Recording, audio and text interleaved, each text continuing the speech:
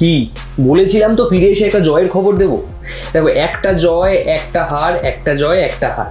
তুমি যদি জীবনটাকে দেখো, জীবনটাও কিন্তু এরকমই, আপ ডাউন আপ ডাউন। কিন্তু আপাতত আপের কথা বলছি, ফিরে এসেছি এবং জয়ের খবরই তোমায় দিচ্ছি। Hello, welcome to Aristo locker room. আমি সম্রাট রয়েছি তোমার সঙ্গে। এবং কেকেআর খেলে ফেলেছে তাদের 9th match of the season against Delhi Capitals and we have one. Yes, গত ম্যাচে 272 স্কোর করেছিল, which was a record total, মানে আমাদের highest total till date.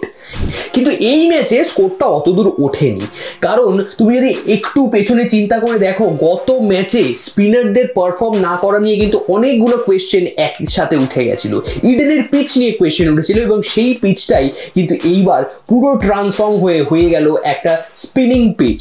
স্পিনার্সরা havoc advantage পেল through out the match and the three spinners we have, Narine, Varun Chakravarti and Anukul Roy, they played just fantastically. Uff, টসে জিতে প্রথমেই বল করেছিল KKR advantage বুঝে, and it was A low scoring match for Delhi. ধর করে পুরো batting অর্ডারটা দিল্লির কিন্তু পড়ে গেছিল at 154 was the target for KKR.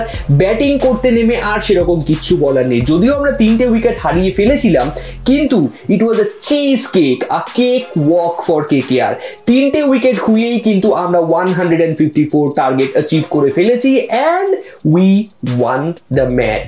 এই আপ ডাউন অর্ডারটা না আমার আর ফলো করতে ভালো লাগছে না। And believe you when I say this, I am very confident যে ফিরে এসেও তোমাকে আরও একটা আপের কথাই কিন্তু বলতে পারবো, স্পেশালি যখন প্লে অফসের রেস কিন্তু অলরেডি শুরু হয়ে গেছে। আমরা খুব ভালো জায়গায় আছি, we are holding the second spot at the moment.